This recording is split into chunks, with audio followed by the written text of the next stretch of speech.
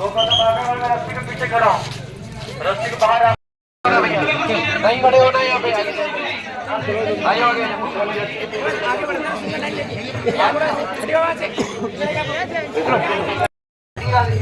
पीछे ये सभी लोग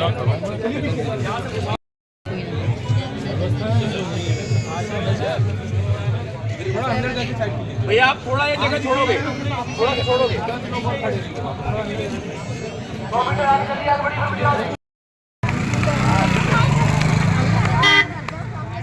किधर खड़े रहे तो फिर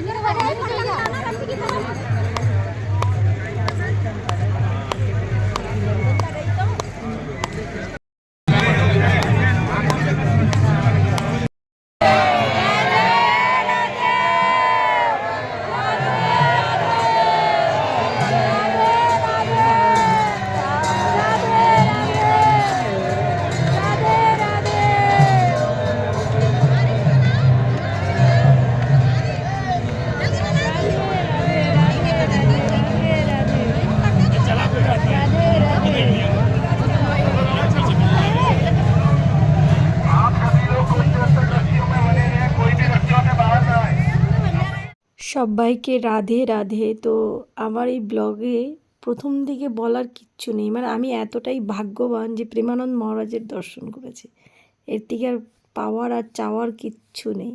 তো বেরিয়ে গেছিলাম 2:30-এ, ওখান থেকে ঢুকতে ঢুকতে আমরা 2:45 হয়ে গেছি, গিয়েই দেখছি কত ভিড়। আমার যে কি কপাল, মানে সত্যি ভগবান আমার সাথে আছে, নাহলে তোমার দর্শন আমি করতে পারবো এটা জীবনে ভাবিনি। তো রাতের বেলা বৃন্দাবন দেখো কত সুন্দর, কত সুন্দর। আমার দাদা তো একাই গদ্গদ করে হেঁটে হেঁটে চলে যাচ্ছে, কি ঠান্ডা লাগছে আমার দাদা, ঠান্ডা লাগছে। আমরা আবার অন্য দিক দিয়ে কেলপুরি যাচ্ছিলাম হেঁটে।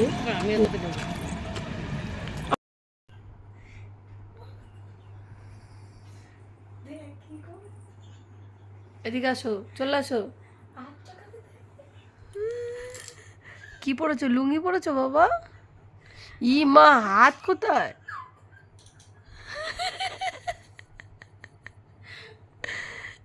এখানে আসো, এখানে আসো।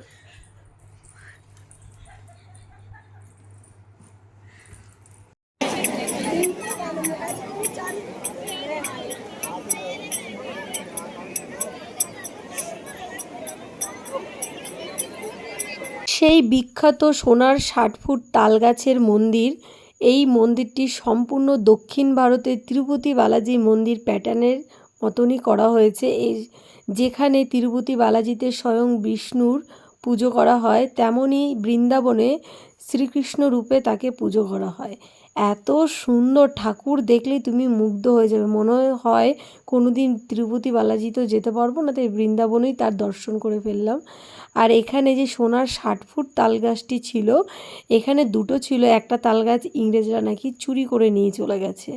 আর মোগল সাম্রাজ্যে আমাদের কত হিন্দুদের কত মন্দির ভেঙে ফেলেছে, এত বদমাইশ আর কি বলবো।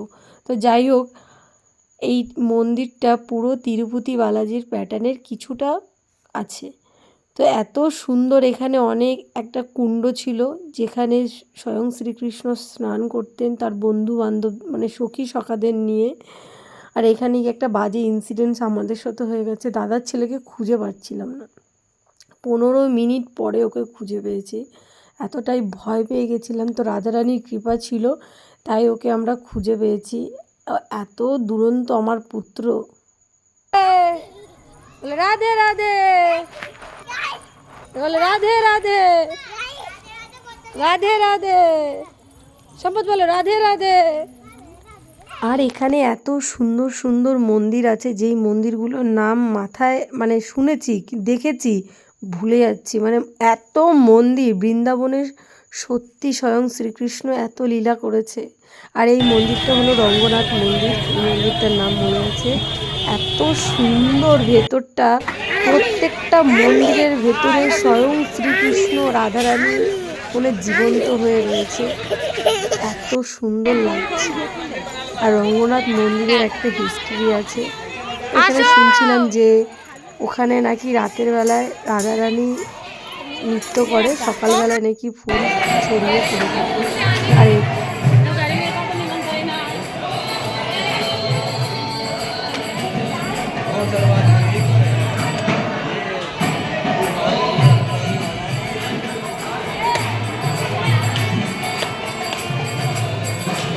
हरे कृष्णा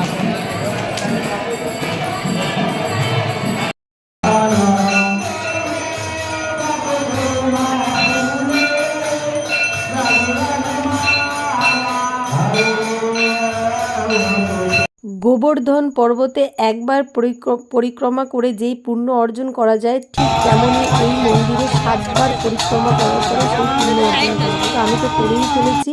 আমি তো অনেক আগেই পুণ্য অর্জন করেছি, সেটা হলো প্রেমানন্দ মহারাজের দর্শন করে। তো এত মনটা শান্তি লাগছে। আমি প্রথম দিনও গেছি, সেকেন্ড দিনও গেছি। প্রথম দিন দাদা বৌদির সাথে এসেছি, আজকে আমি বড় বৌদিকে নিয়ে আমি একা এসেছি। এত বৃষ্টি হচ্ছে, মানে আমি তো ভেবেছি মনে হয় আসবে না মহারাজ, কিন্তু মহারাজের একটা কথা আছে, আমার জন্য যদি আমার ভক্তরা আসতে পারে এই বৃষ্টি ঝড় জলের ভেতরে, তো আমিও আসবো। এর জন্যই তোমাকে আমার এত ভালো লাগে। তো যাই হোক, এখন আমরা মাথায় চাদর দিয়ে বৃষ্টির মধ্যে ভিজে ভিজে এসেছি মহারাজের দর্শন করতে।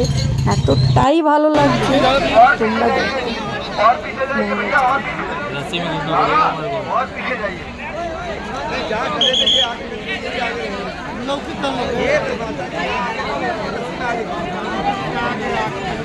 रस्सी के अंदर जाइए, आगे जाइए। अब आप लोग ऐसे नहीं कराना, ऐसे नहीं कराना है, आपको रस्सी के पीछे जाना है। हाथ रस्सी के चलो में निवेदन है, पीछे जाइए, रस्सी के पीछे जाइए। आप यहाँ से थोड़ी गली पीछे पीछे जाइए, निकलिए माता जी, पीछे निकलिए, निकलिए माता जी, तुरंत ना खड़े हो, पीछे जाइए, पीछे निकलिए, निकलो माता जी। अब क्या सोच रहे हो? रास्ते में रुकना है। कर रहे हो ना, मार खड़े होने काम कर रहे हो, मार खड़े हो।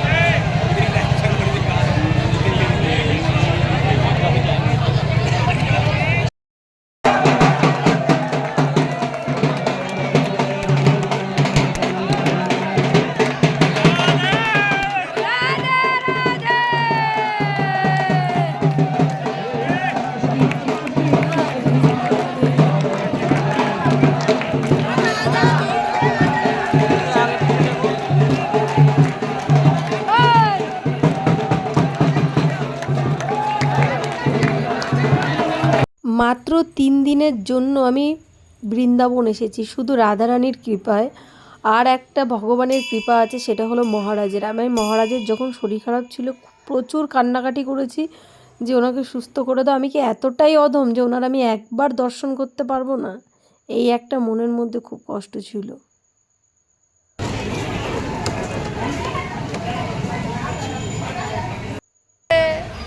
রাধে রাধে।